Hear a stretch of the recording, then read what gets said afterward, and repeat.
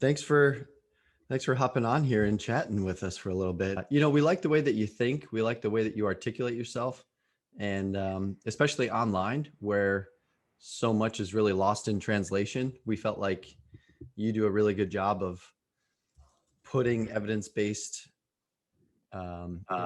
information out there Yeah. and really sticking to your guns. So kudos to you for being extremely intentional about the information you put out there. So that's what led us to today, was that we're really interested in learning more about you. Let's just get an intro session today with you, like who you are, where you come from, what kind of mindset shifts have occurred within you, within your clinical, experience. Get a little bit to know about you on this episode. I think our listeners would like to know more about you. How Yeah, does that that's sound? good to me. Yeah. Cool. Well, this is pretty laid back. It's pretty chill. We've had about 12 guests so far. Um, and it's you're drinking your coffee. I'm assuming that's coffee. I've got mine here. It's water at this point, but I've had plenty of coffee. Yeah. Yeah. And so this is kind of like we're sitting in a coffee shop. This is not really an interview. This is we're just kind of having a conversation, getting to know one another, that sort of thing. So if at Cool. any point this starts to feel like an interrogation, I've not done my job on my side, if that makes sense. Interviews are always awkward anyway, so. So awkward, so awkward. And there's always like a little technical issues and that sort of thing. So that just adds to the stress. But no, I think the best episodes that we've had have just been like that, where we just go back and forth, and the conversation doesn't really have an end goal, more so just like I said, two people in a coffee shop wrestling with things. And that's, in my opinion, that's clinical practice right there. Like nobody has all the answers. If they did, that's a red flag for me on the Dunning-Kruger effect. I mean, that's a red flag if somebody's claiming to have all the answers. So we can unpack that too if you'd like. I That guess might be a the question would be like, what would you be drinking in said coffee shop? mm, well, I that's a really good question. As I age, I'm becoming more of a coffee connoisseur, coffee snob. Like right now, I felt like Starbucks has been burning their beans for a few years now. Maybe it's been longer than that, but I'm stepping away from Starbucks at the moment and switching over to Dunkin', with a shot of espresso. So I've got a coffee here with espresso added to it, and that seems to be doing the trick. How about you? Yeah, I had a similar route with coffee. Like, I probably really got into it in the past 2 years. Before it was very like American style coffee of like volume and quantity over quality was all that mattered, Right. especially at like graduate school. But the past 2 years, the one thing that got kicked it off is my friends were all like very much coffee connoisseurs, and then my wife signed me up for this cool subscription service that sent me whole beans from around the world like every month, for like No four or way. five packages. Yeah, it was amazing. I believe it was called Angel's Cup, and it even had Okay. like a little app phone, and on the phone you could like scan in or type in like the beans that you got that month, and so you could do a blind taste test and then unlock it and see like, oh, it's from here, this region, this is how they source them, it's from this company, and then it would link like their social media. So if you liked it, you could just go buy more. It was Awesome. awesome. I tried like so many different cups of coffee, and then like saved because I'll send little like cue cards. I saved the cue cards of the ones I really liked. So that really got me into like where is this coffee from? What type of bean is it? What's like the common beans in the country? What are the places that like they source from? How are they processed? How does that matter with like taste of coffee? And then she got me a book for Christmas this past year that I'm totally blanking on the name. I think it's by Hoffman, and it's like Guide to Coffee. I'll have to Okay. look it up. Um, it's an awesome book, but it goes from like cover to cover through like the planting of the bean to how it arrives in your cup. It's kind of mind. Awesome. Yeah. So now I feel like, I'm true coffee snob. Like I've arrived.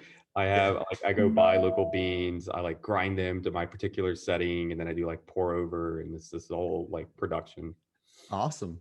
Yeah, Yeah. we were just on a little family trip to kind of start our spring break off to Chattanooga. We drove down to Chattanooga with some family friends, and we just hopped into an Airbnb, and my buddy brought, it sounded like the same coffee setup that you've got here. He brought his coffee station with him.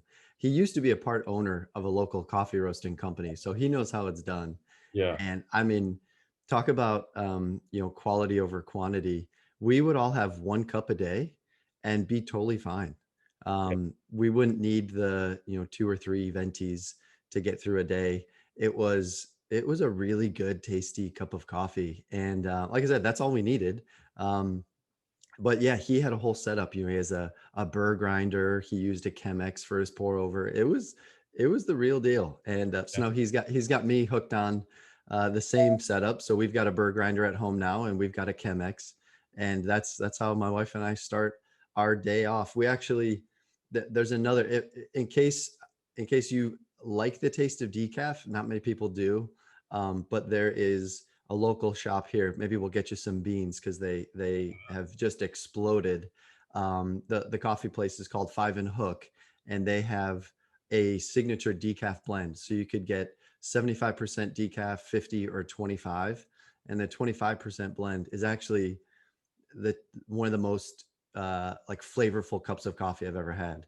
Um, Nice. and you wouldn't expect that from decaf. But we'll make sure we get you some beans. It's I mean, called I'll totally the try it. I 25. Yeah. like the caffeine component. Oh yeah. I need Yeah. caffeine. Yeah. Like, Yeah. don't get me wrong. I need my caffeine, but the flavor of the 25 is really surprising. And talk about, um, I mean, there's something to be said about different senses, and taste is obviously, high up there on a lot of people's list, mine especially. But my wife and I joke with my dad. Whenever we could talk about a blind tasting, we could put Starbucks in front of my dad. We could put Dunkin'. We could put, you know, Kopi Luwak in front. We could put whatever in front of him, and he would say, "Yeah, that tastes all the same." We're like, "What?" So he has no coffee soul, if we want to put it that way. But he's the opposite. He doesn't care. Coffee is coffee is coffee. But that's Yeah. kind of a nice segue. I mean, I could talk this style all day. Same. But if you go into a coffee shop, what's your order? What do you get? So I like floral note type coffee. Okay. Uh, so like, which can be very regional dependent. Like, I think the most probably well known is like Ethiopian based coffee, light roasts, and so that's usually what I go for. I made friends with a local coffee roaster here, and they actually had I think it's pronounced, and it's probably pronounced differently depending on who you talk to, but like geisha coffee, which is Okay. a little more on like the pricey side typically. And that was the first time I had it. I think he said it goes for like $20, either 20 or to $50 a pound of like Wow. for him to order it, to like source it. And he like had some. He wasn't selling it to the public, but he was like, "You got to try this." And it was like the best cup of coffee I've ever had. He kind of it's like getting into scotch or whiskey and someone starting you out on like top shelf and be like, "Here you go," and you're like, "Thanks, you forever ruined me on like my That's right. ability to drink anything else." Wow. Yeah. Yeah. Well, so you're a big coffee guy. Are you a Scotch guy? I try to be. Yeah. Yeah. Yeah. Yeah, I don't. Okay. I'm not big on like smokiness or peatiness, but I like Balvenie is probably like my favorite company for Scotch for a number of years now. So they're kind of my go-to. And then my friends at Barbell Medicine have branched me into cocktails, and I'm slowly learning about the world of cocktails. So I've probably in the last like 4 or 5 months started trying all kinds of stuff that I would have never like tried before. The best way Interesting. I could think of it is like when I got into beers, I like porters and stouts, and like you couldn't get me to drink anything else. And now I like try sours begrudgingly, and turned out to like them. So that's kind of been like my intro to the cocktail world, is like figuring out what I like. Interesting. So, would you say that you're more open-minded to other people's suggestions, or are you kind of rigid in what you like? It depends. It is I am stubborn. Hmm. Actually, we had a team meeting this morning. We were talking about my stubbornness, but um, it's if you get me to buy in, there's a good possibility I'll try the suggestion, like if there's reason to do it. But I still will revert to like my own personal preference, which I imagine like most people do. I Right. would say the hard part is like the sell for me, for most things in life. Yeah, I think that's a really good segue into barbell medicine and into just the clients and patients that you work with at your clinic, because you said it right there. Like we have to sell our ideas, we have to sell our treatment plans, and patients. I don't want to say they have to buy into it, but they need to have that willingness to try something, that could, and that's a key word there, is could benefit, not just their life, but potentially for years down the road, if that makes sense. So we do have to sell our ideas. And if you can't sell your ideas, it doesn't matter what knowledge you have up there. You're not going to be able to help people. So I've constantly gone back and forth on, do I learn sales tactics for patients? And I'm like, I don't want to be a sleazy salesman, but I have this really good information that I learned from people like Michael Ray that I want to project, and I want that knowledge to get out there into the real world, but I got to sell it to them. Yeah. So how do you, with your expertise and your knowledge in pain and performance, how do you balance that between what you know and how you can quote unquote sell it to your clients and patients? Yeah, it's tough. I would like to think I've gotten better at it over the years. This is my sixth year, like owning a practice and being in practice. And it's hard, like especially running a business, feeling as though like you're ethically and morally practicing the way you want to practice, but also still needing to, make money and provide for your family and so on and so forth.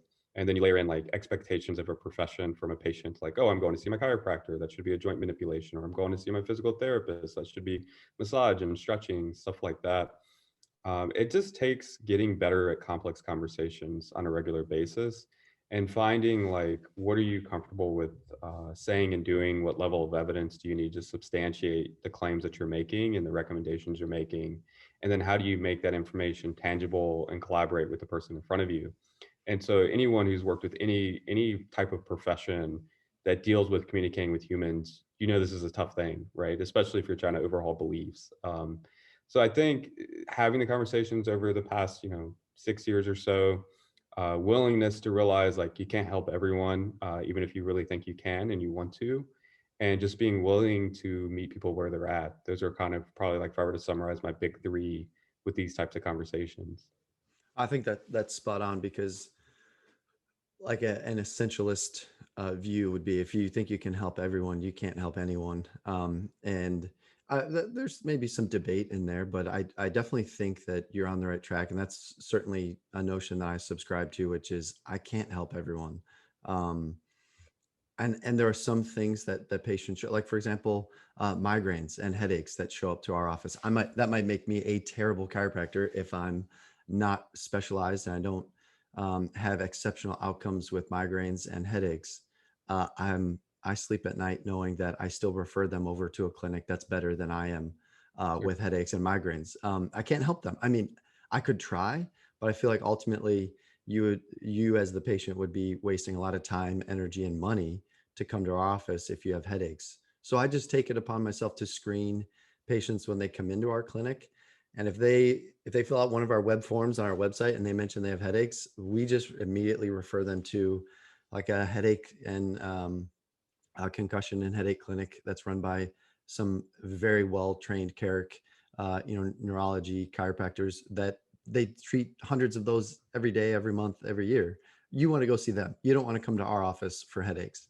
And I think having that buffer to entry is really important for clinics, because they're not our clinic's ideal customer base. And so for you, who would you say is your ideal client or patient that you work best with, you have the best outcomes with?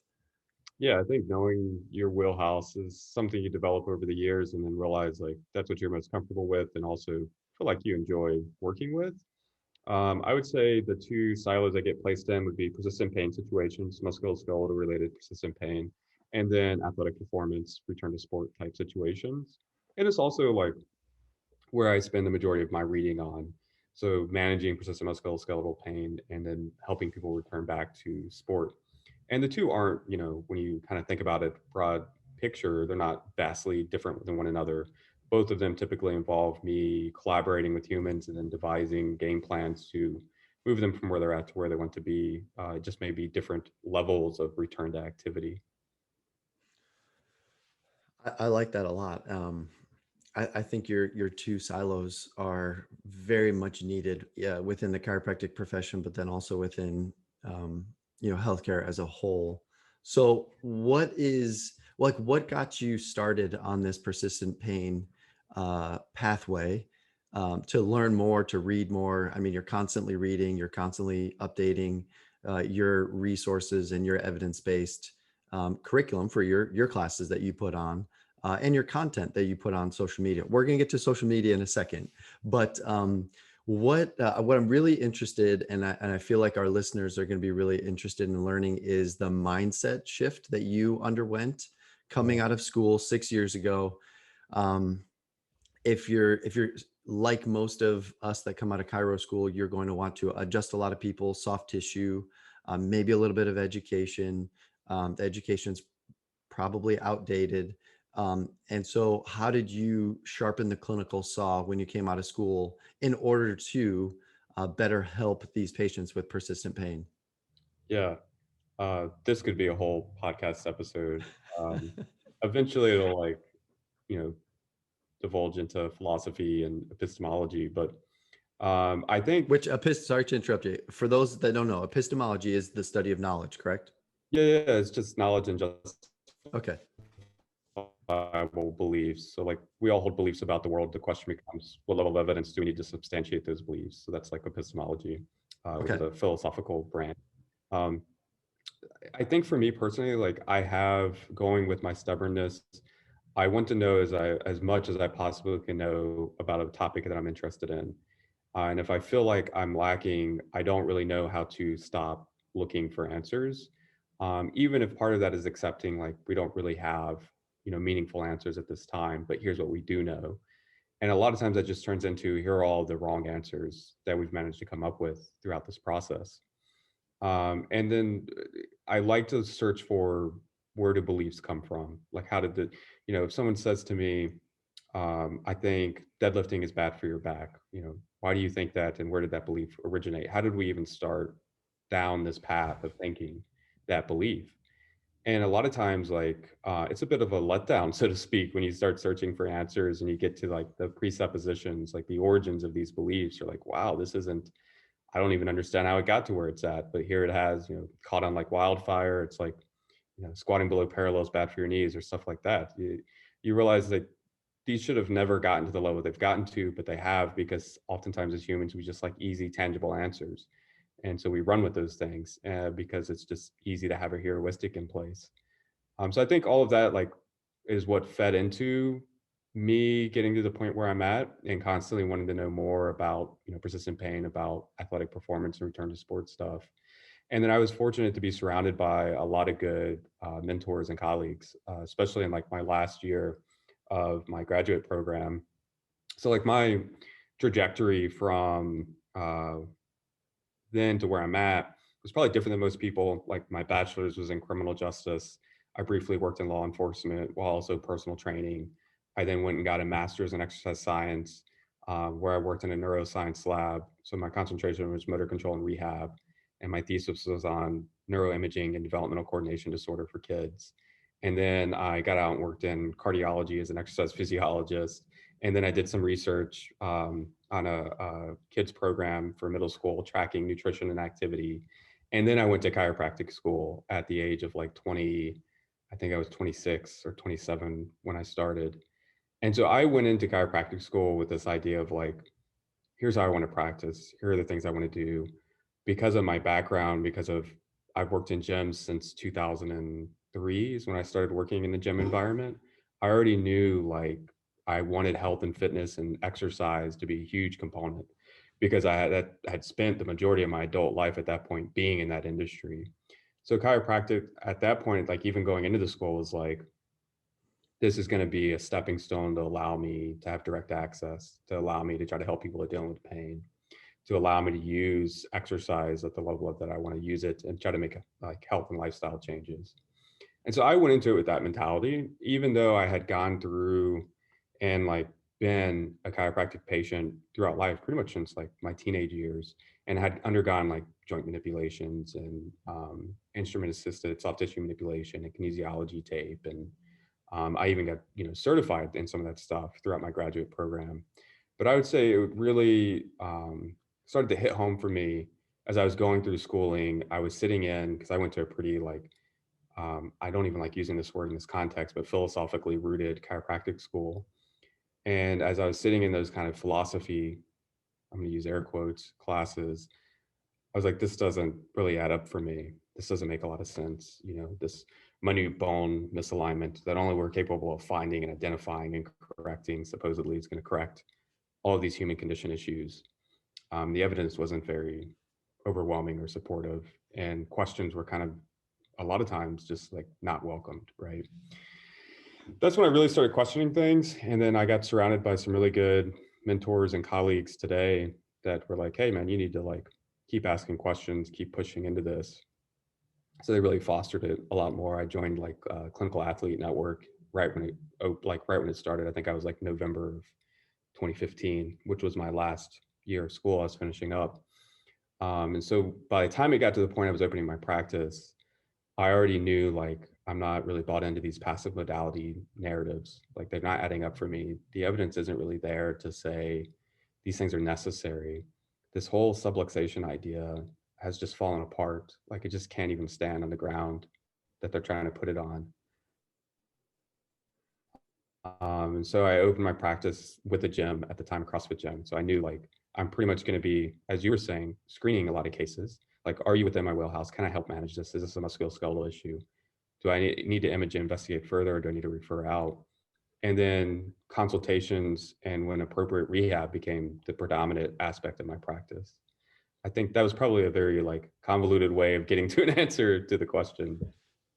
No, I think that it's all relevant because our listeners and myself, like we're here to learn from you, and that includes like knowing where you came from on what you said, the philosophical background of philosophical oriented school. And that is something I wanted to investigate a little further because the school that you went to is, like you said, not known for leaning into evidence-based literature. They might, I mean, you went there, you can speak on what type of evidence-based care was taught in the curriculum, but it just doesn't have a good reputation for spitting out evidence-based practitioners. And so I have a hard time um, with the phrase like straights versus mixers. I'm sure you've heard that before.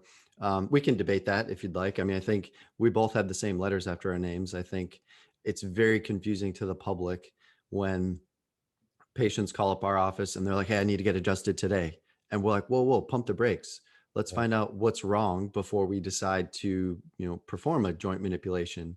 And they're like, well, you're a chiropractor. Why would you not want to, why would not want to adjust my neck? And we said, well, chiropractors are different.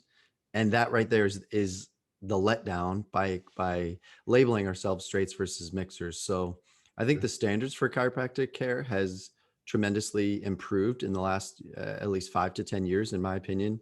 I think that getting involved in some of the treatment guidelines for low back pain, for example, the treatment classifications is tremendous. And you better, and for chiropractors listening, you better keep up with the treatment classifications and guidelines because that's one way to advance the profession. So tell us your thoughts on straights versus mixers, evidence-based versus philosophical, if that makes sense. Yeah. Um, I agree. I think it's very confusing to the public when you're having low back pain, for example. You just want help. You want to make sense of like, why am I experiencing this? What am I experiencing? What's related to this? And what, if anything, needs to be done? Right. That's usually like the questions patients are asking in these scenarios. I think it's very easy for me to sit here, and I'll definitely answer your question. I think it's very easy for me to sit here and target my own profession, but I think it's also worth saying none of us are managing musculoskeletal, especially persistent musculoskeletal pain, very well. And that's regardless of title. And the data supports that. Like we're not following clinical practice guideline recommendations. We're doing unnecessary imaging consistently over and over again, and we're making low quality recommendations for care. Like that is continuously what is happening, regardless of the professional title. So with that said, like I think we all have a lot of room to improve for persistent musculoskeletal pain, specifically for our patients' benefits. And I think it's going to take a collective effort to like shift away from these not great narratives that have accumulated over decades. And we're getting there. But I think it's going to take collaboration, right? Instead of opposition. Whether you're a DC, PT, MD, DO, ATC, massage therapist, the title is meaningless. We have to all get on the same page on here's what the literature is showing us. Here's how we can work together for the benefit of the patient, but then also broadly our society. And that's starting to happen. I'm seeing more and more collaboration, certainly since I've been in clinical practice. And I work with Barbell Medicine. I'm very fortunate that we're an interdisciplinary team. So there's a lot of different titles working together for the same missions and goals. And when it comes to like chiropractors and this idea of like straight versus mixer, it's super outdated, and I think it does create interprofessional opposition, which isn't good. But it turns into this idea of like, I know best about how you should practice. And so I think you should do only joint manipulations. And for clarity's sake, for audience, maybe they do know this, I'm not sure, but joint manipulation is the same regardless of the title of the individual delivering it. So whether it's a PT, DO, DC, doesn't matter. They're all the same. And that's how it gets looked at in the research literature. Typically, it's going to get all together a lot of times. And so this idea of like adjustment versus joint manipulation versus osteopathic manipulative treatment, these are advertising marketing tools. That's all they are, right? And so I think that's hard for people to accept because we want to cut out our piece of the pie. And I think that runs into a lot of issues. That's what's trickling down to patients in this misinformation. And this problem is we start adapting these interventions as our identities. And we say, well, I'm a straight chiropractor, I only do joint manipulations. And they would say adjustments typically. And my only job is to locate, analyze, correct vertebral subluxations, right? What we need to be doing is shifting away from our identity being interventions to our identity being healthcare professionals that have various options for interventions based on the evidence to say that we should be doing those things in clinical practice. Removing this idea that we're interventions and adopting this idea that we're healthcare professionals and we need to look towards the evidence to say, here's what we should be doing for management for these cases. The disconnect is pragmatism, I think. So you can go read, and we know this, like healthcare professionals are acutely aware of clinical practice guidelines typically. They're just not following them. And it's like, well, why is this happening? And I think it's because here's what's happening in academia. Here's the day-to-day, rehab clinician schedule or MD schedule that's like consulting on these cases. And we can't figure out how to bridge this gap between here's reality, here's what practice looks like on a day-to-day basis, here's how much time someone actually has with the patient in their setting, and here's what research says should be happening. We haven't figured out very well how to do that, but then also, especially in the US, like how to make that model sufficiently profitable to sustain probably the level of living most clinicians are used to. Does that make sense? Right. Yeah. Because if they're used to seeing a certain amount of patients per day, but we're asking them to spend just a few more minutes with them, at the end of the day, they can only see a certain amount of people. So there's a little bit of profit margin that's going to take a hit. But then as a whole, they're probably spending a little bit more time with them, touching on the expectations, needs, and wants of the patient, and not necessarily challenging the beliefs right away, but just listening to the beliefs and kind of unpacking them a little bit, which we know goes so far with patients. But if you're in a rush and you got to just crank through, a 5 to 15 minute appointment, you're going to miss some of those, non-specific effects of treatment. And I think you're right. I think they possibly live a lifestyle that they don't want altered. They might make a certain amount, and if they are told you need to slow down, you need to see less people, and you need to have more meaningful appointments, they're looking at it going, well, then how am I gonna continue to live the lifestyle I want? And they might realize, well, they can't, or they might have to change up their lifestyle. So just like we're asking our patients to change their lifestyle, I've noticed that clinicians are equally stubborn to change their own lifestyle. Yeah. And I've started just like you 6 years ago. I opened up our clinic with the intention of spending one-on-one time with patients, not outsourcing anything, and also not shorting patients on like 3 to 5 minute appointments, but we're going to have a relationship. That's like one of the visions that we have for our clinic here is it's a relationship with people and uh, people in pain, and they're starving for it. You know, at least the patients in our Chicagoland area clinic, they have a home here, and we certainly follow treatment guidelines. Um, but they definitely feel absolutely listened to. We pride ourselves on letting patients say whatever needs to be said, and then we unpack things and we go from there.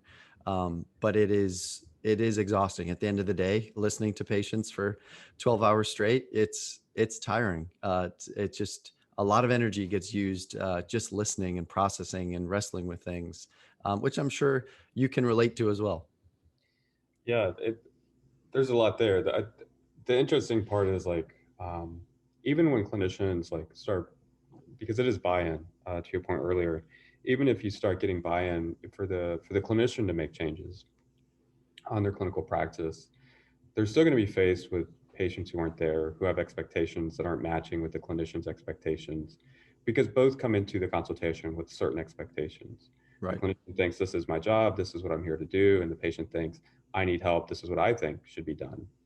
And so, like, inevitably, you're going to run into situations in which you've decided, like, okay, I'm going to start making changes in my practice. You're going to run into the patient same page on this trajectory of looking for biomechanical, biological, physiological, pathanatomical causes for persistent musculoskeletal pain for so long that any shift away from this idea of like not looking for this very specific cause to put my finger on to specifically try to intervene on is novel to everyone involved, not just the clinician, but also the patient.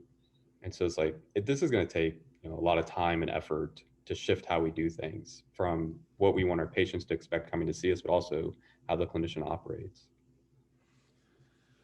I see that, and specifically as you were discussing that, I thought there might not be a better example of a treatment intervention where the patient has an expectation of what's happening. And when I learned the technique, and I'll explain in a second here, Sure. and when I learned the technique uh, of dry needling, um, for a long time I thought, yeah, I am. There's these trigger points. I'm getting rid of them. And then the patient's pain is gone, right? Like that's exciting. We're getting rid of these trigger points. They're just disappearing. Where did they go? Nobody knows. And so I should say, full disclosure, this podcast is sponsored by an education institute. And this education institute is called Midwest Rehabilitation Institute. And we teach dry needling. And our staff, or our team this week, just had a really deeper dive into should we be teaching dry needling? Um, and we had a very, like I said, a deep, lengthy conversation about it because I question it. And by the way, I teach it. And I still, when I teach the class, I hope people leave the class thinking, boy, I don't know if this actually works. And I don't want to teach it cynically. I want to teach it from a perspective of you're putting a needle inside of a human being. You better know what you're doing and you better know what's actually happening or not happening. And the narratives of the intervention, I really struggle with. I really struggle with dry needling, long-term intervention data and evidence. And like I said, we teach it, so maybe that makes us the world's worst dry needling, education. But I think also by discussing the flaws with the intervention in our classes, we're hoping that we can provide just a little bit of that spark that gets people to ask better questions. Because there's dry needling institutes and people teaching dry needling all over the country. And they're like, quite honestly, it's a highlight reel of dry needling everywhere you go. And I get it. They're selling intervention and they're barely asking questions about what's actually happening, in my opinion. So I question it, and I want to know your thoughts on dry needling after I kind of have given you a little bit about it. But I'm sure patients have come into your office and asked if you can do dry needling in your, yeah, you're Pennsylvania, right? Virginia. Virginia. My bad. Yeah, so you can do dry needling out there. If I wanted to. Yeah, good. That's a good answer. Yeah. So I just want to unpack that a little bit with you on the patient's expectation of us getting rid of trigger points Yeah. and and how you can kind of unpack that with them. Yeah. So at this point, like 6 years in, both in my clinic and remotely, I don't get asked for these interventions. Like I'm not very private about where I stand on things. If people ask me, I say my thinking and why I do or don't do something. But if I get asked, the usual discussion is like, why do you think you need this intervention? What do you think it's going to do for you? What do you think it's directly correcting, right? And so a lot of times it is that idea of myofascial trigger point, which we know isn't validated in the research evidence in a meaningful way, isn't easily replicated from clinician to clinician, can't reproduce it. And we've kind of just over the decades taken off as something that probably shouldn't, very similar to like deadlifts are bad for your back or don't squat below parallel for your knees, stuff like that. And we wanted to tangibly explain pain is usually where this runs us. And so someone says like, oh, my upper trap bothers me. We wanted a way to say like, this is the problem, this is what needs to be fixed. I don't think this is um, nefarious behavior. I don't think it's anyone in particular being like, I just want to give a problem to fix. I think it just, for some folks at the time, looking for an answer, found something that they thought was legitimate and ran with it. And then we researched things and studied things over the subsequent decades and realized it's not entirely accurate or that's completely wrong. And that's kind of the point of like scientific investigation, right? And so the difficult part of that conversation is by the time those steps are happening, instead of them being preemptive on the front end, let's not run to public with this. Let's research this, investigate it, make sure we're seeing what we think we're seeing from like an empirical standpoint and a replication standpoint, and then decide, yes, these exist. Yes, this is how we classify and diagnose them. Yes, we've demonstrated that they don't have zero risk of involvement, meaning, oh, okay, yes, this exists. Yes, we find them, we can identify them. But you know what? This is a normal aspect of being a human being. An easy example would be the word degeneration. From a skeletal standpoint, we all have, musculoskeletal degeneration throughout life. That's normal human aging and adaptation, experience-based adaptation for the most part, generally speaking, that happens. So to say like this is pathological, that's kind of hard to do. That's kind of just a normal aspect of being a human being. So if everyone's walking around with subluxations or trigger points, then that's just normal human criteria. That's just being a human. So you can't pathologize it just because you can find it and label it, which is often a lot of times what happens in our field for rehabilitation is I found something, I put a name to it, it must be a problem. And if I can create an intervention that I think is addressing this specific problem and people have a positive response, I must actually be affecting that original thing I put a label to. And that's not the case typically, especially when it comes to passive intervention, what we realize, and really, and I say this, if you watch this, my shirt is, I'm a placebo. There's the reason I put this shirt out was for this exact conversation. And yes, it's a bit paradoxical because placebo by definition is an inert substance. So I say placebo like contextual effects, which isn't as printable on a t-shirt, but um, anytime you're interacting in a consult, you're going to have therapeutic effect. You can also ruin it with a nocebo and totally mess with natural history, which is often what we're playing off of in clinical practice is natural history regression to the mean, and then positive therapeutic effects from the clinician patient interaction. These are usually things like rituals repeated over time, expectations on the part of the patient being met by the clinician, positive relationship, positive setting expectations. And there's a substantial amount of data on this. And so when you look at these interventions like dry needling, joint manipulations, these things aren't often demonstrated by high quality evidence as being meaningfully better than any other intervention that could get a placebo-like contextual effect. So where I run into issue with these things is what is our sell? What are you saying to validate this intervention to someone? And for me personally, because I'm so fixated on having sufficient evidence to demonstrate something exists is actually a problem that needs intervening on, I stay away from them.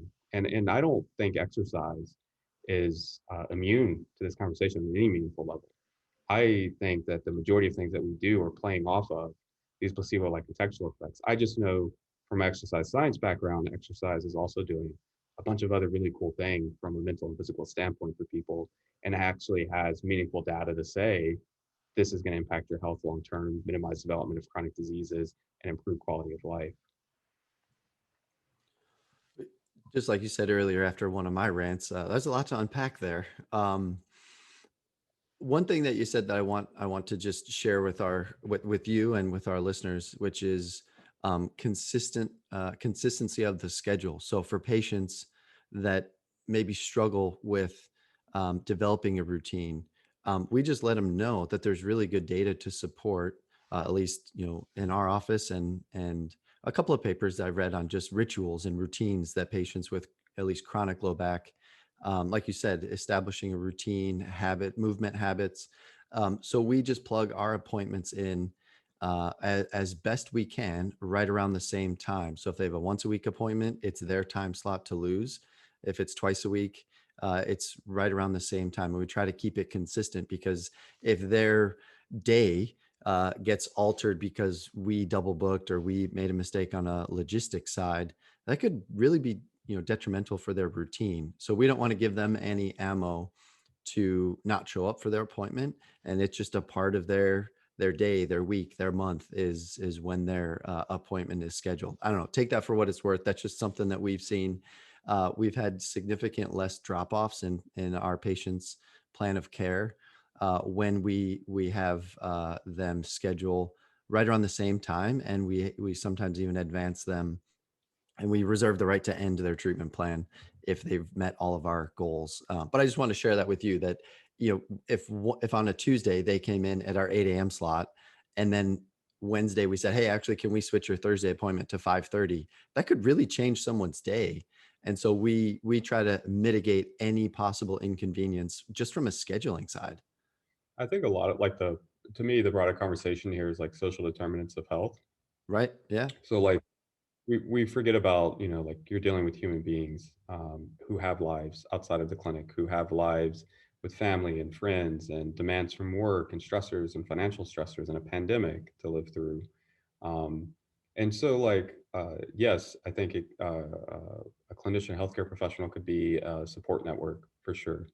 But it also takes like accepting that there are so many influential variables in someone's ability to like meet expectations of care. So something I don't like is like non-compliance. I'm not a huge fan of this idea, mostly because like what I try to figure out is what are the barriers to people's engagement with our collaborative plan that we've created to get them to the things that they want to accomplish. And if we don't take time to talk through that, you're demanding a particular person come in twice a week for an hour of their time each week.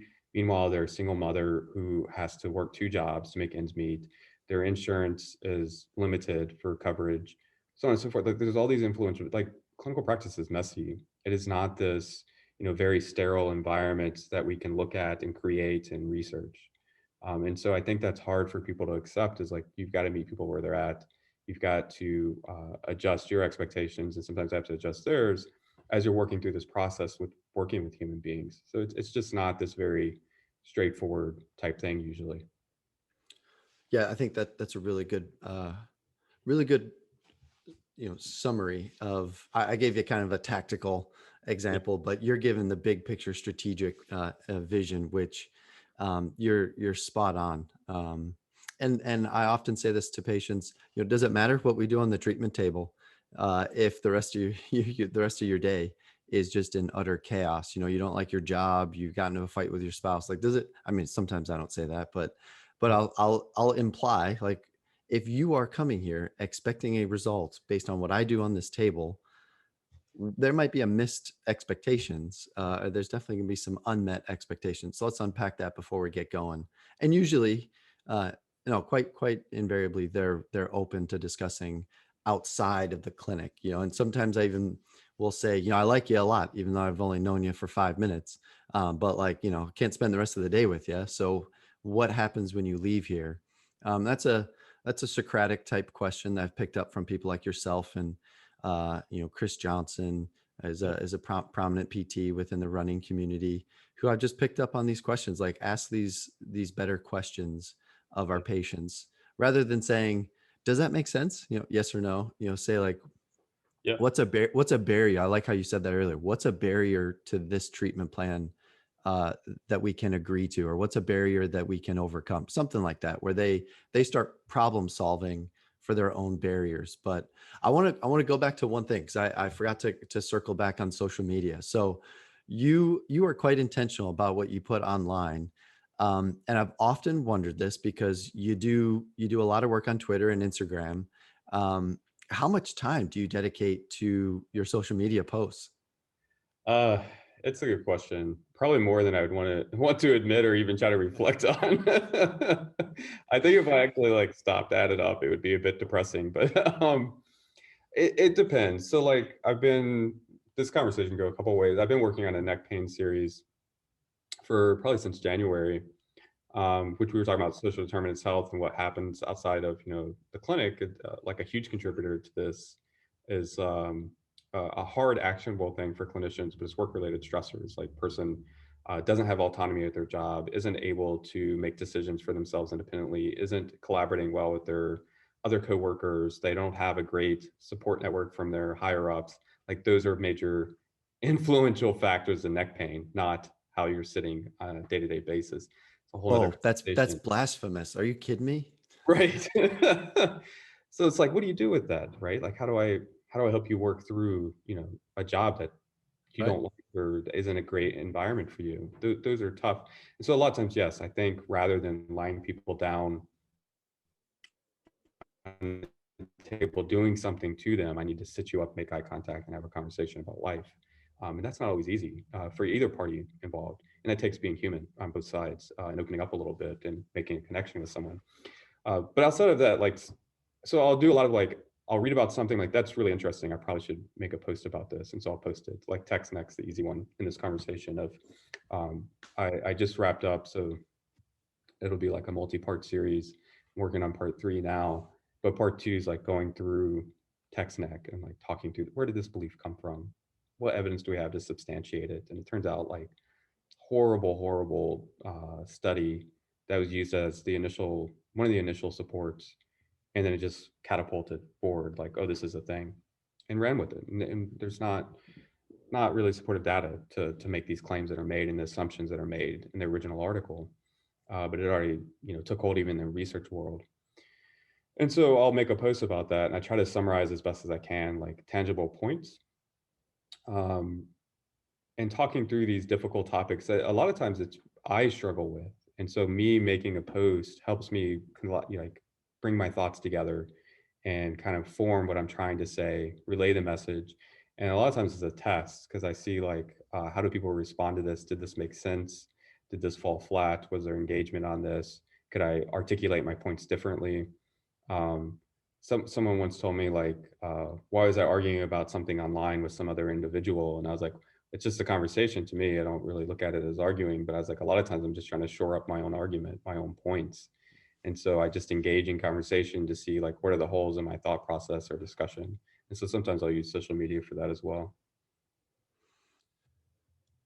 I think that that's counterintuitive for people that might follow you, or follow other people that really enjoy almost like the social media pats on the back. They put out a good post, and they like to hear how amazing their post was. I mean, it's human nature to want to get those dopamine hits of how many likes and how many, great stuff, how many comments on it.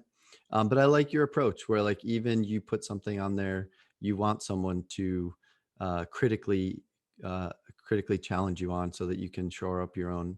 I think that knowing that about you, I think that explains so much of the content you put out there. Um, and so you didn't answer how long, but I'm guessing it takes you quite a while. And Yeah. then I take it that the feedback, I'm going to call it feedback rather than comments, the feedback that you get then shores up into, classes that you work on, and content and papers and that sort of thing. Yeah. Yeah, absolutely. It kind of all like feeds together into itself.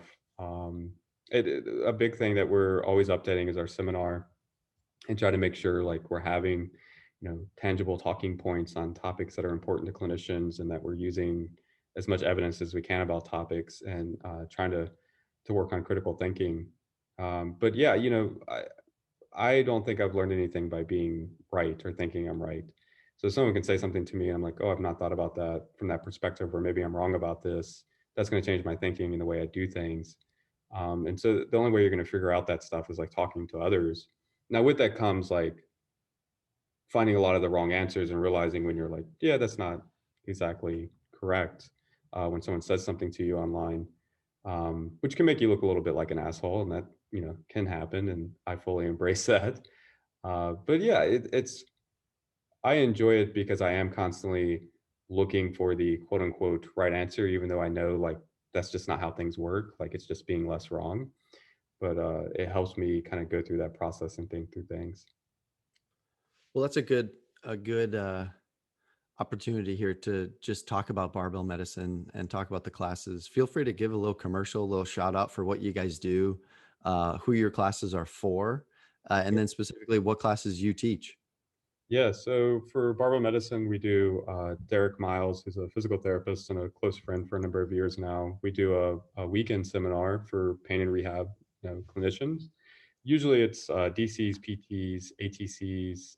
We'll get some physicians as well, MDs, DOs, stuff like that. And it isn't like teaching an intervention, which I think is kind of hard sometimes for folks that come to our seminar because they're expecting us to give them answers, right?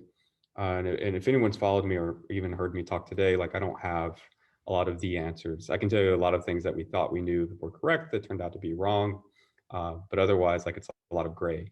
And so we kind of spend a whole weekend talking about like the first lecture goes over this idea of evidence-based practice and what does that even mean? What is that? Because I think it's a huge misunderstanding, especially on social media, about what evidence-based practice actually means and what is evidence. And then we go through various like body regions. We'll do a lecture on low back pain. We'll do a lecture on hip, lecture on ACL return to sport after reconstruction, shoulder. Derek's big thing lately has been for a number of probably the past like 4 years or so is youth resistance training. So he'll do a lecture on making sure, because that is certainly an underserved population, with getting them to do resistance training. And so we spent a whole weekend going through those topics, doing Q&As after each lecture. And it's a lot of just going through the evidence, like for chiropractors, a lot of us have imaging rights. So it's like, do you know when you should be ordering imaging and not ordering imaging for low back pain cases? And if not, how do we help rectify that situation? And so it's interesting teaching this, especially in that context of like hearing the arguments over the years. You hear, and this kind of goes with the SOMI discussion, social media discussion. You hear a lot of the same arguments over the years, and so you get very used to like having those conversations and working through those thought processes and trying to change beliefs. And so like working through that with an audience, we've done one remote one where we did it on Zoom. It actually worked really, really well, and that'll probably be available for download in the next couple of weeks, hopefully. So you can like go on and buy that and watch it at your leisure. It's like I don't remember how many hours of recorded content, probably like 16 to 18 hours, and it Wow. goes through all those lecture topics. Yeah, and that's approved for CEUs for chiropractors through PACE. So like Nice. most U.S. states have that, where you can like go in, download it, watch it, and get your CEUs. So that's good. We're going to try to do in person again, hopefully the end of this year, maybe, fingers crossed. Like we have, it's kind of the holding pattern, just waiting to see what happens and in what states, especially with COVID-19. So we do that. We do a lot of writing content. Like we put out a lot of blogs on barbellmedicine.com, not just me, but like everyone within Barbell Medicine does a lot of writing. And so we try to make those a lot of that shifting towards, for Derek and I, for our seminars, we're very like clinician focused, but here probably over the last year or two with like public facing writing, we're trying to shift that much more towards patient focused. So making things less, like best way I could put it is less sciencey, and making it more tangible, practical advice for folks that are dealing with certain situations. Like we have a guide to tendinopathy, we have a guide to osteoarthritis, we have a guide to hip pain, and so I'm working on the guide to neck pain. So we do a lot of that kind of stuff. And then we do pain and rehab consultations, like remote stuff for anyone, who needs help, who's trying to get back to activity, that's dealing with some type of pain-based or injury-based issue. So yeah, that's pretty much it. The bulk of the company, it's founded by Jordan Feigenbaum, who's an MD, family medicine resident trained, and then he's been full-time barbell medicine for a number of years now. And so the whole premise is trying to bring modern medicine to strength and conditioning, and strength and conditioning to modern medicine. And so a lot of it's like, the best way I could say is we're kind of a public health company at this point. Like we're trying to do public health outreach. They do seminars. Jordan and Austin Baraki, who's an MD and a close friend and is an internist down in Texas, they do their own seminars as well. So like trying to introduce resistance training to people. And so they'll have a weekend seminar, but they also cover like um, uh, cardiovascular health. They cover nutrition, programming for resistance training, sleep, healthy lifestyles type stuff. And I think if I were to look at my role beyond musculoskeletal pain-based issues and return to sport, like I am a healthcare clinician, and so I'm equally focused on like, yeah, you have a 40-inch waist, we should probably bring that down for like cardiovascular disease risk issues, for chronic disease risk issues. You're not very physically active. You should probably increase your physical activity. Some is better than none.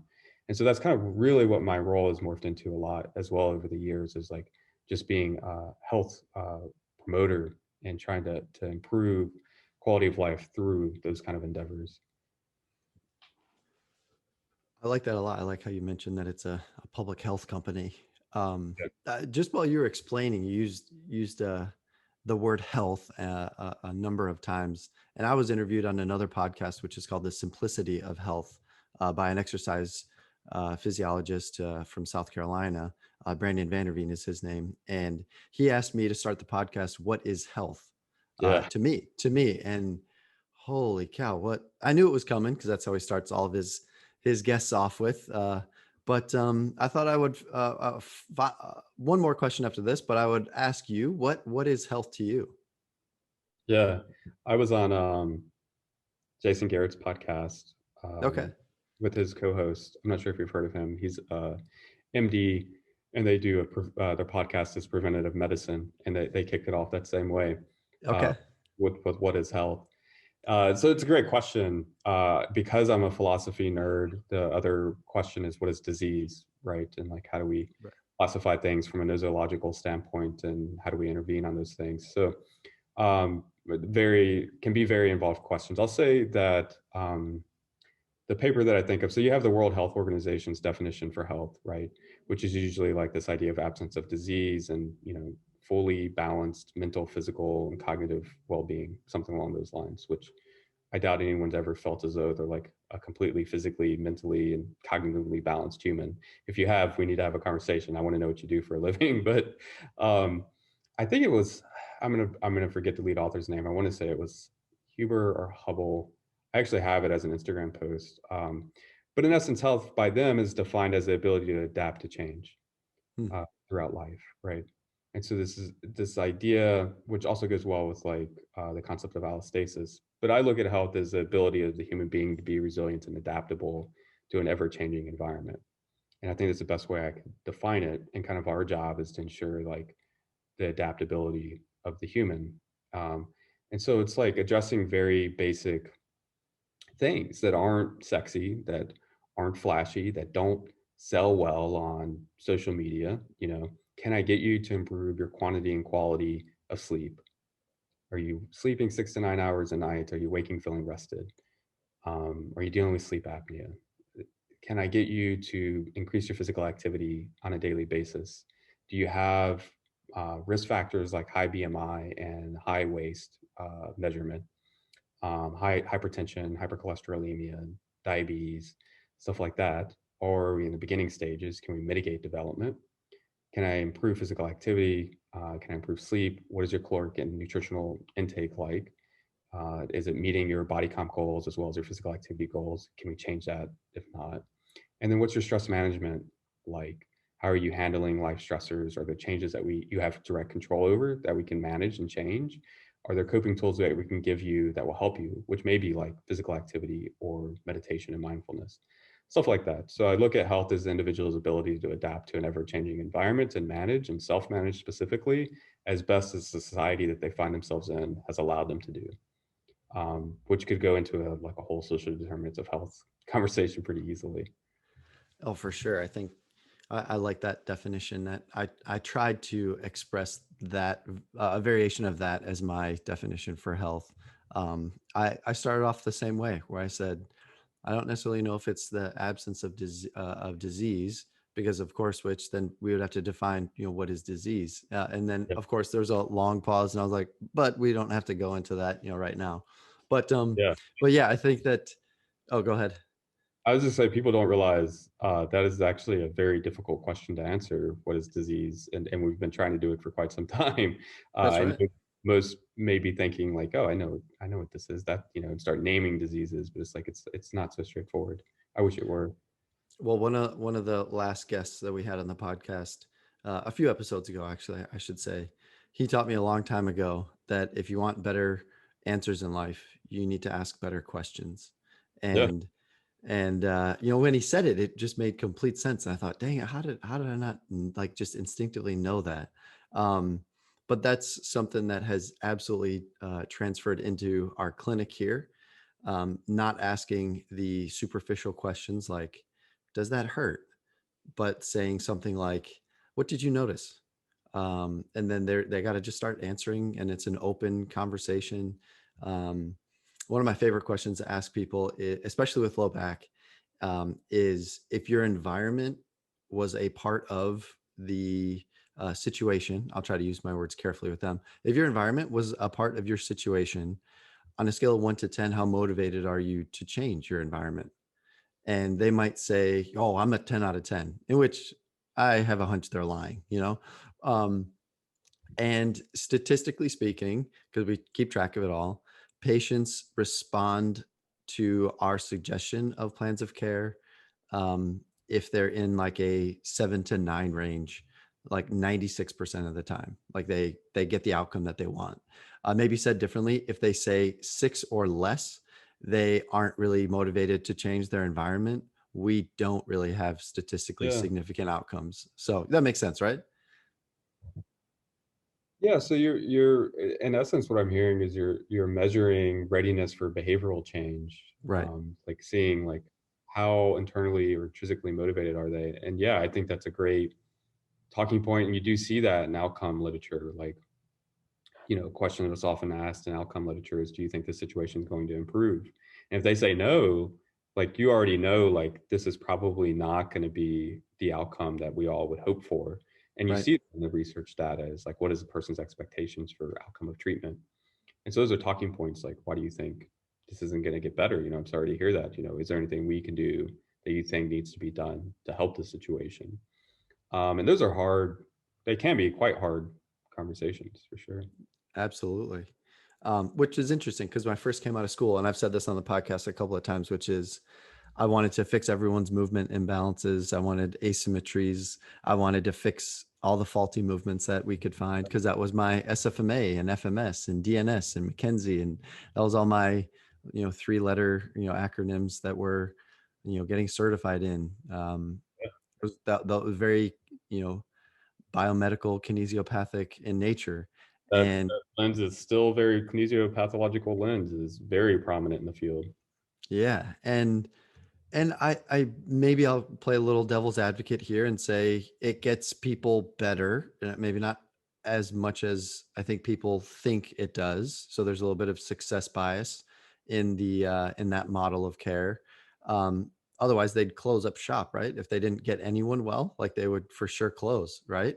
That's one of my thoughts. Is That's the kicker though, right? Like almost anything gets people better. Doing something is better than nothing typically. Yeah, good point. Good point. I reference a paper in the dry needling lecture about something is better than nothing, and so it's kind of like, well, if you put a needle in it, that might be better than nothing, right? Is it? Is that the benefit that we're getting from the needle? Glitter would be probably just as efficacious. That's Yeah. right. That's right. Yeah. That's Oh, paper glitter, I yeah. mean. I like the way you think. I really do. That the last question I like to ask people is, you're a lifelong learner, I can tell, and that's something that not just myself but your followers tremendously respect from you, and aspire to be continuing on with that clinical journey like you're on. And I don't say that just blow smoke. Like I really mean that. You're yeah, yeah. So what maybe one, two, maybe three books would you recommend for our listeners right now? that would just kind of help them on that similar mindset shift in order to further their journey? It's tough to say like where people are at and what book would apply, per that stage in the journey, but maybe give a book or two about, I don't know, a principle or fundamental that really, really significantly impacted you. Yeah, the three that come to mind would be The Misinformation Age: How False Beliefs Spread by Cailin Okay. and her husband, whose name I'm blanking on. The Misinformation Age: How False Beliefs Spread. That was a phenomenal book, and it's discussed from, the big thing I hear these days is like evidence-based practice, or I believe in science, or we don't, science doesn't care about what your beliefs are, which just fundamentally isn't true, right? Like we all have beliefs, even those who are conducting research in science, and um, that's going to influence how we ask questions and the investigations we do. So it goes through like, how do false beliefs develop in the scientific community, and then how do those false beliefs spread? And then how does that mimic what happens in general population, and how is there a trickle down effect? And so it's awesome. I learned a lot from that book about things like um, the vegetable lamb of Tartar, which was this belief of like this vegetable could grow a lamb, and it spread for like hundreds of years before we were finally like, yeah, this is BS. And how did this ever take off? But it's one of the openings to the book, and it talks about like this is how this happens, and then it goes through like I think it was like climate change maybe, and a bunch of other examples of like how misinformation spreads and how these social networks are created. So it's very, very relevant. Of Expertise by Tom Nichols, phenomenal book. Tom Nichols is a poli-sci person, and so it kind of goes through like promiscuous expertise and kind of reaching beyond your knowledge base, and staking claims that you really just don't have the ability to do, which also happens a lot because of the spread of information, because of things like social media. Social media has a lot of positives, but it also brings a lot of not so great things like, can I be the flashiest, loudest, and grow the largest audience from my personality, and my message doesn't tend to really matter a whole lot. And so like that would be the second book. The third book's pretty cool. I think it would hit home with like interventions, which would be Experiencing the Impossible, the Science of Magic, which you may be thinking like, the science of magic, like what is this? The author is,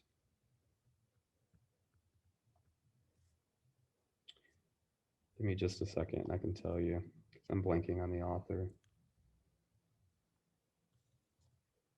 Gustav Kuhn, Kuhn. Experiencing the Impossible, the Science of Magic. Great book.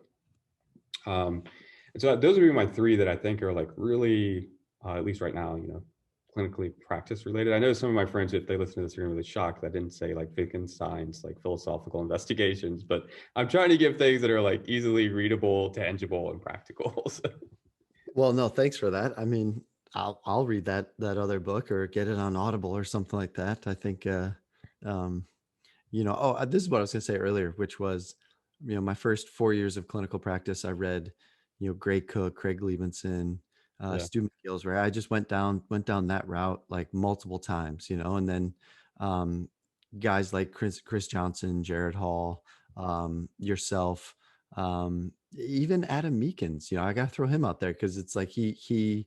While I don't necessarily agree with everything that he puts out there, I think that he also gets credit for like really challenging my own clinical belief system, and people like that, and um you know really really forced me to go back to the library and start reading things. So I went from reading more functional anatomy and biomechanics into more philosophy and psychology.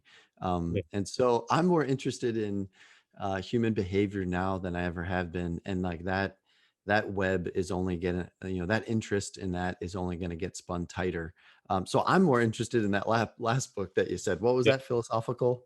Investigations. Well, if you're gonna read Wittgenstein, then you have to start with TLP, Tractus Logicus Philosophicus, which is or Tractatus Logicus Philosophicus, which is his original like initial book that he wrote. He's an Austrian philosopher, very well known in analytical linguistics. They're not easy reads, but they were probably some pretty big changes in like how when I started, I had already been reading on persistent pain for a number of years. So I read TLP and Philosophical Investigations, which is the second book in, I want to say 2019. I read both of those. And that really sent me down the rabbit hole of like narratives even more about like, the mantra of words matter and, what does the word pain even mean? And can we define the word? And how does that influence how we define the word, influence the narratives we use to explain the word? And how does that influence the interventions we sell to people to correct that experience? And so, like language inevitably is going to fall short. So we end up speaking in metaphors and analogies and similes to relay our experiences in what we hope to be tangible manners, but are, just not going to be actually what's happening in reality. So then it spins you into this rabbit hole of consciousness. And if you're going to talk about pain, you have to talk about consciousness because you're talking about experiences. And then the philosophy rabbit hole continues and it'll lead you into like phenomenology and reading on, phenomenological approaches to clinical practice. I've started, if Michael Amato listens to this, he's going to laugh at me, but I started Being in Time in like 2020, which is Heidegger's original, one of his works. Being in Time is like the big phenomenology book people usually think about. Also equally a very difficult read. And I joke with Amato all the time because I'm like, it sits in my kitchen and just stares at me, taunting me, being like, are you ever going to live up to reading this book? He's read it and finished it, so we talk about it. But I've yeah, seen. I think I've seen some of your posts in regards to Heidegger's work, and that is like you sometimes just post a little picture of or an excerpt or something, and man, I will read that and reread it and screenshot it and read it. I'm like, man, this is some dense. This is a single dense paragraph that is, on my mind for a yeah. while after. So I can imagine an entire book being quite mentally exhausting, but fruitful. At the end of it, I think Yeah. that reading something like that, you're more enlightened than when you started. I reread things a lot. Like Yeah. um, when I was reading Wittgenstein stuff, I could reread multiple pages, and so it would take me, 6 months to get through a book that probably takes a usual philosophy major like 3 months or something. Like so, Yeah. and then there's lots of times of like, well, I'm going to go watch a 2-hour YouTube lecture by a philosophy professor about this book and see how wrong I was about what I was thinking. So, Right. yeah, I think philosophy it teaches us to ask. It does teach us to ask better questions and look at ourselves very closely in our belief system and how we hold beliefs and what evidence we use to substantiate them, and to critically think. And it gets into like from an evidence-based practice standpoint of defining evidence and then figuring out like, well, how do we get to verificationism? How do we get to truth? How do we use empirical, like empiricism, so making observations, right, which is a big part of science, or is it logically true? Can I analytically analyze this statement and it stands up? And so like it leads down all these sorts of paths like you just wouldn't expect it to go. I think the struggle, especially for people like me, is like, how do I make it relatable to people in daily living? That's usually the question. People are like, so what? Like, why does this matter? And I'm like, well, it gets at your fundamental like roots of your belief system.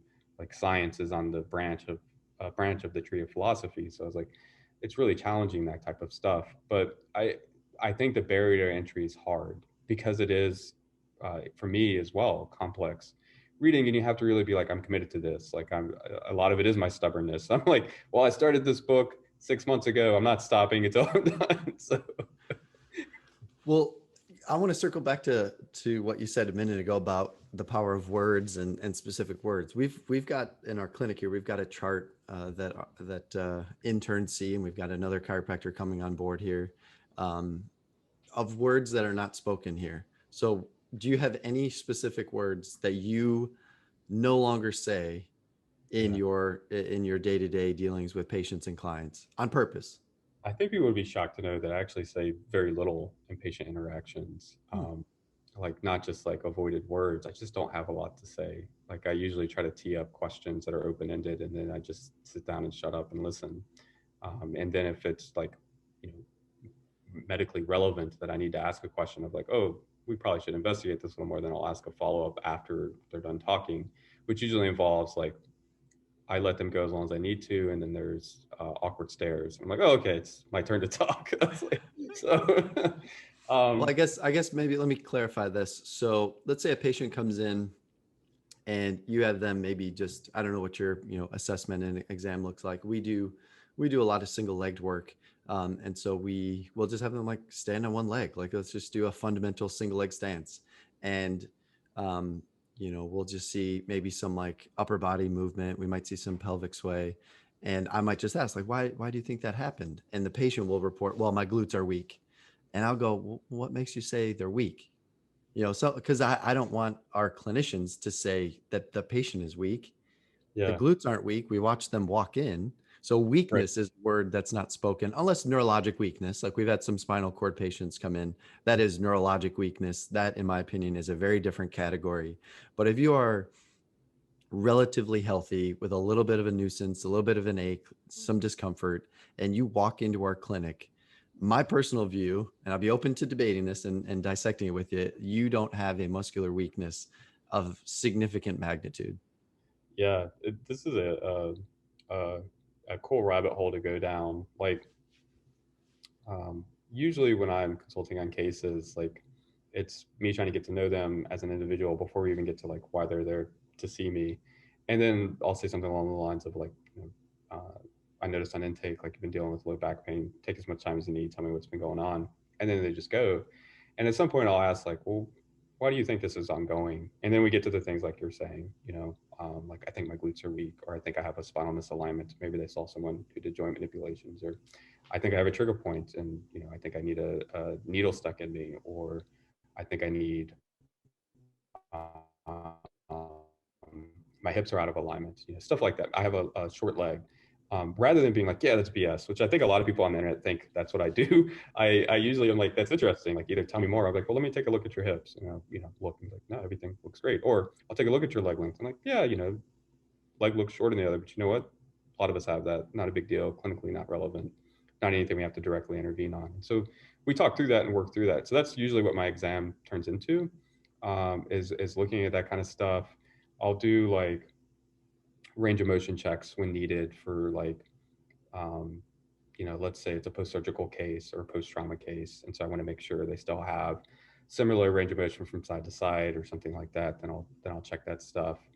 And then from there, it's like just trying not to create issues for folks, and like feeding into this idea that something's wrong with them. I think we do a really good job at like creating a bunch of issues and saying all these problems, and not like, here's all the positives, here's all the things that you're not dealing with, which is usually how I spin my consultations. Like low back, it's like, yeah, you're not dealing with anything that gives me a lot of concerns for further investigation. You're actually in a really good spot. That's awesome. So here's how we like move forward from this.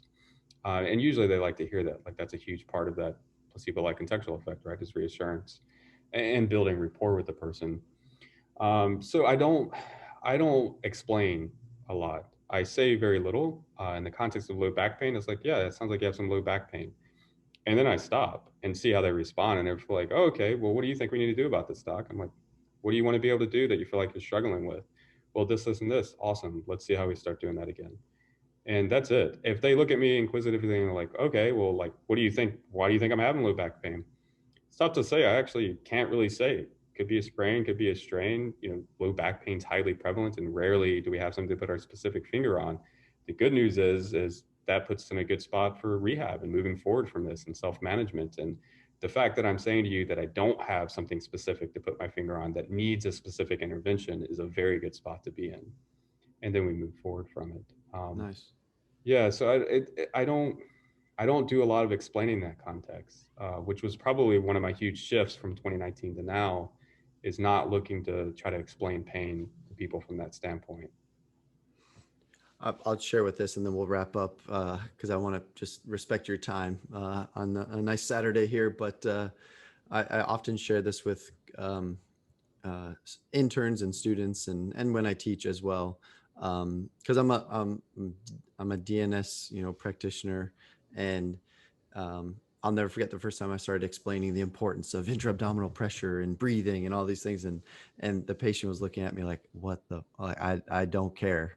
And I went on like 30 minutes of an explanation of what DNS is and developmental kinesiology, and I mean, it was probably year one of being out of school, and I thought that me being able to explain DNS would make me a superior clinician. And the patient was looking at me like, I'm not, where am I right now? I don't think I'm at a chiropractor's office. This like does not help me with my raging back pain. And so I remember looking back on that visit going, I just wasted 30 minutes talking about something that was completely irrelevant and over explained something that didn't need to be explained in the beginning. So I appreciate your lack of over explaining what possibly could be wrong. See, that's a lot of unsure words in there. But yeah, I definitely overspoke early on, and I'm finding myself in a similar position with you, where you ask them what's wrong, they explain it, and they say, "What would you like to do?" And we go from there. Yeah. So It's, you know, it's a learning process. I imagine for anyone who stays in clinical practice, really anyone, if you're assessing your beliefs over life, you're going to look back on things and be like, man, what was I thinking? But that's the whole point, right? Like, no right, matter what your title is, no matter who you are, what you do for a living, if you're not looking back on the past 10 years and being like, oh, can't believe I said or did that, we're probably not having a lot of growth that we would expect to right, see. right. I completely agree with that. I mean, even things that I said in classes or to patients 2 years ago, I cringe at. I'm like, oh, I can't. I said that. I can't believe that. So I hope that, like you and like so many others out there that are, a phrase I found myself saying over and over again is sharpening the clinical saw. Um, because the work is using the saw to chop down the tree, but I'm not sure it's the same thing, to saw down the tree. But it's what we do before we ever get into the room with the patients that I think really gets us in the right clinical mind frame. Patients really um, deserve like an Yeah, updated treatment. And if you're graduating and you practice 1 year but you repeat it for 30, I wouldn't say that that's clinical practice. I would say that clinical practice is constantly evaluating where you are and where we are all going, but also applying that knowledge efficiently with patients. So how does that sound? yeah, that sounds good, man. Cool. Well, I think that's a great place to wrap up. Michael, thank you again for joining me today. We will have you back on for sure. I know Ryan, as I mentioned earlier, Ryan wants to join us for a part B. So we'll book you out in a couple of weeks, or maybe we'll give it some time for you to finish up reading some philosophy books, and we'll have you back on, and we'll have a Q&A session for you next time. How does that sound? That sounds good, Alex. Thanks for having me, man. Awesome. Thank you again, Michael. And that wraps up today's episode.